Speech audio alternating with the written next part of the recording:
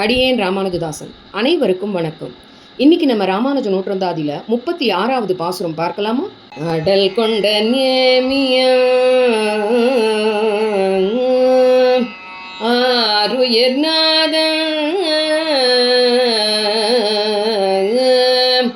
அன்று ஆரணசு கடல் கொண்ட பொன்பொருள்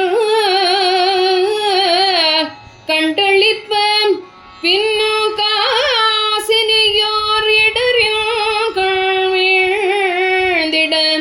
தானும் அவ்வன் பொருள் கொண்டு அவர் பின்படரும் குணன் எம் ராமானுஜன் தன் படி இதுவே.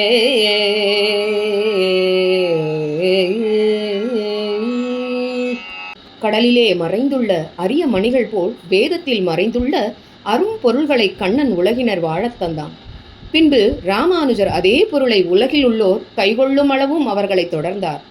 இது இவரது இயல்பு. காஞ்சியிலிருந்து ராமானுஜர் திருவரங்கம் வருவதை போன பகுதியில் பார்த்தோம். இனி திருவரங்கன் எவ்வாறு ராமானுஜரை வரவேற்றார் என்பதை பார்ப்போமா? வாருங்கள்.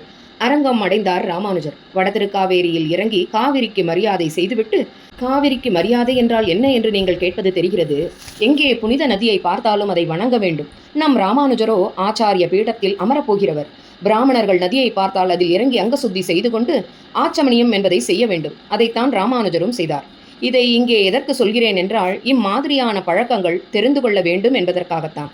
அரங்கத்தின் மக்கள் அனைவரும் ராமானுஜரை வரவேற்க வடதிருக்காவேரியின் கரைக்கே வந்துவிட்டனர், எதிர்கொண்டு அழைப்பதற்காக. ராமானுஜர் சேனை முதலியாரை வணங்கி தன் ஆசானாகிய பெரிய நம்பியையும் வணங்கினார். நம்பெருமாளும் ராமானுஜரை வரவேற்க தனது தோளுக்கிளியானில் தயாராகி நின்றார். வீதிகளை தாண்டி தாயாரை சேவித்து, சந்திர புஷ்கரணியை சேவித்து, கருட மண்டபம் தாண்டி, ஆரியபடால் வாசல் தாண்டி, கொடிமரத்தின் கீழே விழுந்து வணங்கி, நாழிகை கேட்டான் வாயிலையும் தாண்டி பிரணவாகார விமானத்தை சேவித்து வலம் வந்து முன் மண்டபம் வந்தார். அங்கே திருவரங்கன் ராமானுஜரை வரவேற்றார். ராமானுஜர், நம்பெருமாளே, அடியேன் மிக சாதாரணன்.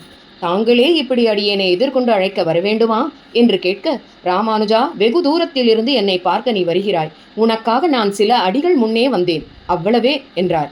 நம்பெருமாளை சேவித்து அரவணையில் துயில் கொள்ளும் பெரிய பெருமாளையும் பாதாதி கேசம் சேவித்தார்.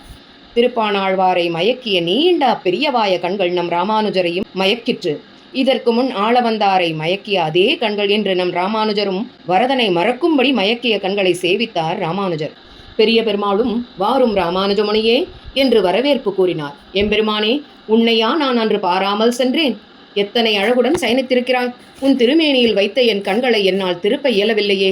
இவ்வளவு அழகுடைய உன்னையா அடியேன் அன்று பாராமல் சென்றேன்? அடியேனை மன்னிக்க வேண்டும் கண்ணனே என்றார். பெருமானும், நீ என் குழந்தை, நீ என்ன தவறு செய்தாய் நான் உன்னை மன்னிக்க? நீ வந்துவிட்டாய், இனி நான் நிம்மதியாக இருப்பேன்.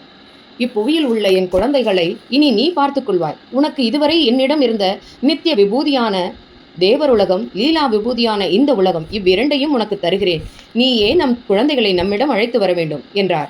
இந்த 2 விபூதிகளை உனக்கு நான் கொடுத்ததால் இன்றிலிருந்து நீ உடையவர் என்று அழைக்கப்படுவாய் என்றார். என்றும் என் அருகிலேயே இரு. கோவில் நிர்வாகத்தை கவனிப்பதற்காக திருவிக்கிரமன் திருவீதியில் வடக்கு மாட வீதியின் கீழ்ப்பகுதியில் உள்ள முதல் வீடான சேரன் மடத்திலேயே தங்கிக்கொள் என்றார் நம்பெருமாள். எத்தனையோ மகான்களையும் சந்நியாசிகளையும் பார்த்த நம் பாரதம் இவருக்கு முன்போ பின்போ இவரை போல் யாரையும் பார்த்ததில்லை. சிறந்த ஆச்சாரியனாக இருந்தால் நிர்வாகியாக இருக்க முடியவில்லை, நிர்வாகியாக இருந்தால் ஆச்சாரியனாக இருக்க முடிவதில்லை. ராமானுஜரோ இரண்டையுமே சரிவர செய்தார். ராமானுஜர் பெரிய நம்பியை அடிபணிந்து தங்களை அடிபணிந்ததால் தான் தனக்கு இவ்வளவு பெருமையும் உயர்வும் கிடைத்ததாக கூறுகிறார். நம்பியோ அது பெருமானின் கடாட்சம் மட்டுமே என்றார். வா ராமானுஜா, பெருமான் கட்டளைப்படி கோவில் நிர்வாகத்தினை நீயே நடத்த வேண்டும். அதற்கு முதலில் நிர்வாகத்தினரை உனக்கு அறிமுகம் செய்கிறேன். பின்பு அரங்கனின் சொத்துக்களை சரிபார்த்துக்கொள்.